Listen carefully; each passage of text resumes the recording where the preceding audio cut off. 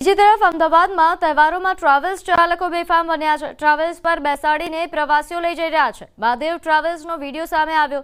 પોલીસે ટ્રાવેલ્સ રોકવાનો પ્રયાસ કર્યો છતાં ના રોકી। પોલીસે ટ્રાવેલ્સનો પીછો કરીને ટ્રાવેલ્સને અટકાવી હતી।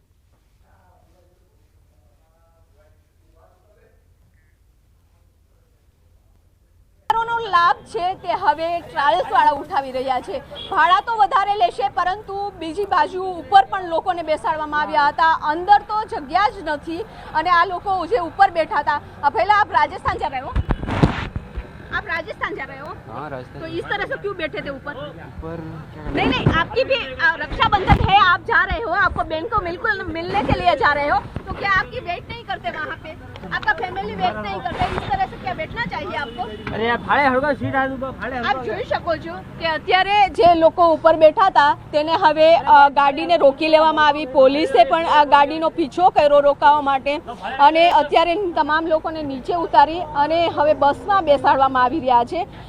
અત્યારે તમામ લોકોને પણ વિનંતી છે કે આ રીતે બેસવું ના જોઈએ। તમે પણ પૈસા ચૂકવો છો અને સાથે તમારું પરિવાર છે તે પણ રાહ જોતું હશે કે તમે આવો અને જે પરિવાર સાથે છે તહેવારોની ઉજવણી કરો। પરંતુ તહેવારોમાં જ્યારે ભીડ હોય છે ત્યારે એસટી નિગમ દ્વારા પણ વિશેષ વ્યવસ્થા કરવામાં આવે છે કે સારી વ્યવસ્થા હોય અને લોકોને સરળતાથી ઘરે પહોંચી શકે, એમને જગ્યા મળી શકે। પરંતુ જે રીતે ખાનગી ટ્રાવેલ્સમાં ઉપર પણ બેસાડવામાં આવ્યા હતા।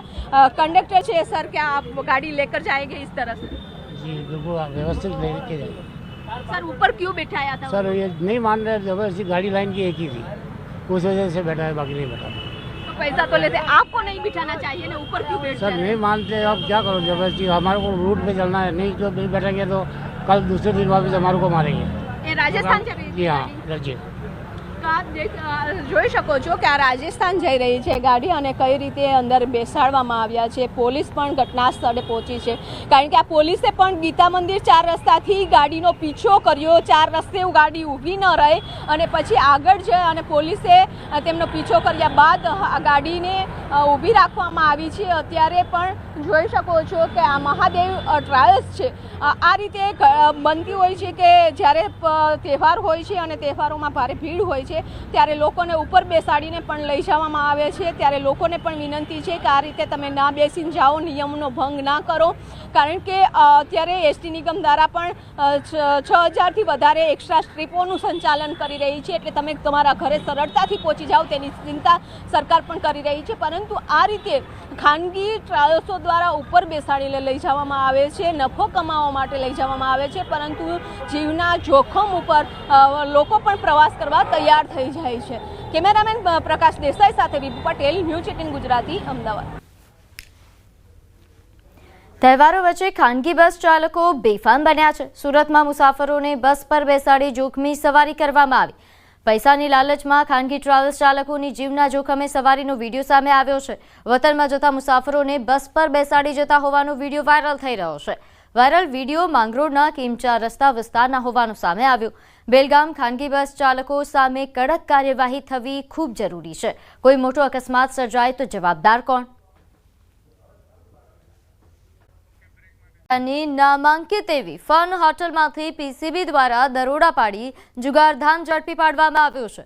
રાજકોટ શહેરના કુવાડવા રોડ પર આવેલા ધ ફન રેસિડેન્સી હોટલના 3જા માળે રૂમ નંબર 324માં કેટલાક વ્યક્તિઓ જુગાર રમી રહ્યા હોવાની માહિતી પીસીબીને મળી, જે હકીકતના આધારે દરોડા પાડીને 5 જેટલા જુગારીઓને ઝડપી પાડવામાં આવ્યા।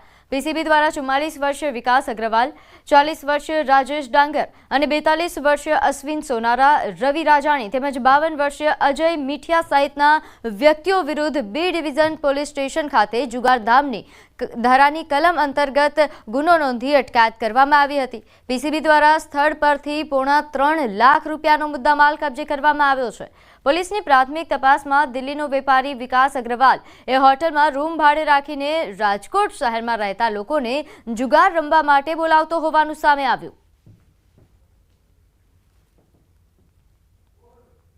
સૌરાષ્ટ્રની અંદર શ્રાવણીઓ જુગાર રમવાનું ચલણ છે, ત્યારે સાતમ આઠમના તહેવારને આડે હવે બસ ગણતરીના જ દિવસો બાકી બચ્યા છે, ત્યારે તમે પણ જો જુગાર રમતા હોય તો ચેતી જજો, કારણ કે તમારી સાથે જુગાર રમનારો વ્યક્તિ છે તે ચીટિંગ પણ કરતો હોઈ શકે છે। ત્યારે કઈ રીતે ચીટિંગ કરવામાં આવે છે તેનો ખાસ કરીને ડેમો છે તે ન્યૂઝ 18 ગુજરાતી દ્વારા બતાવવામાં આવી રહ્યો છે। ખાસ કરીને ચીટિંગ કરવા માટે આ પ્રકારના જે કેમિકલ યુક્ત જે પત્તા હોય છે તેનો ઉપયોગ કરવામાં આવતો હોય છે, સાથોસાથ આ પ્રકારના જે લેન્સ છે તેનો પણ છે તે ઉપયોગ કરવામાં આવતો હોય છે। આપને હું દ્રશ્યો પણ બતાવી રહ્યો છું કે આ પ્રકારના લેન્સ પહેરવાથી જો કોઈ વ્યક્તિ આ પ્રકારના લેન્સ પહેરે છે તો સામેવાળાના કયા પત્તા છે તે પણ તે પોતે જોઈ શકે છે। સાથોસાથ બીજો પણ ઉપયોગ છે તે આ મોબાઈલ ફોનનો થઈ શકે છે। આ મોબાઈલ ફોન છે તે આ કિટ સાથે જ આપવામાં આવતો હોય છે ને આ મોબાઈલ ફોનની અંદર ઇનબિલ્ટ એક સોફ્ટવેર છે તે પણ એડ કરવામાં આવતો હોય છે અને આ સોફ્ટવેર એડ થઈ ગયા બાદ આ પત્તા જ્યારે મૂકવામાં આવતા હોય છે ત્યારે તેની બાજુમાં મોબાઈલ જો મૂકી દેવામાં આવે તો તમામ જે પત્તા છે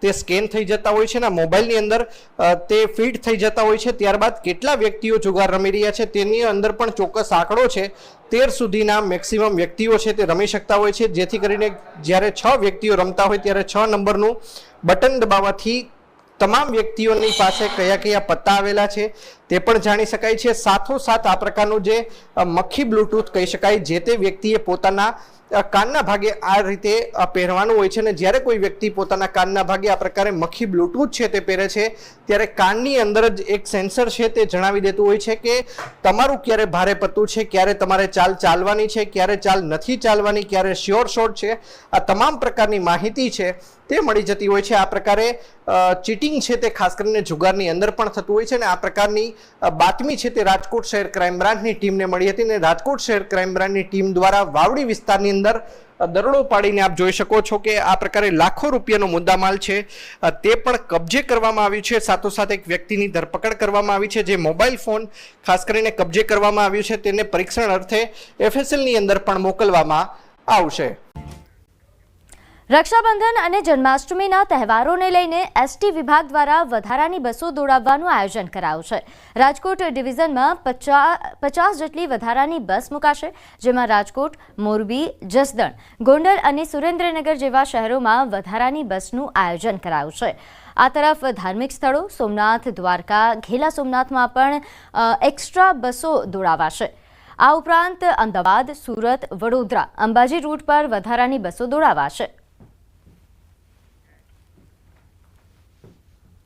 આપણે રાજકોટથી, સુરેન્દ્રનગરથી, મોરબીથી, ગોંડલથી આ તમામ જગ્યાએથી એસટી બસો પૂરતા પ્રમાણમાં એક્સ્ટ્રા સંચાલન માટે તમામ ડેપો મેનેજરને સૂચનાઓ આપી દેવામાં આવેલી છે અને અમારો સ્ટાફ છે એ પણ બધો સ્ટેન્ડ બાય છે।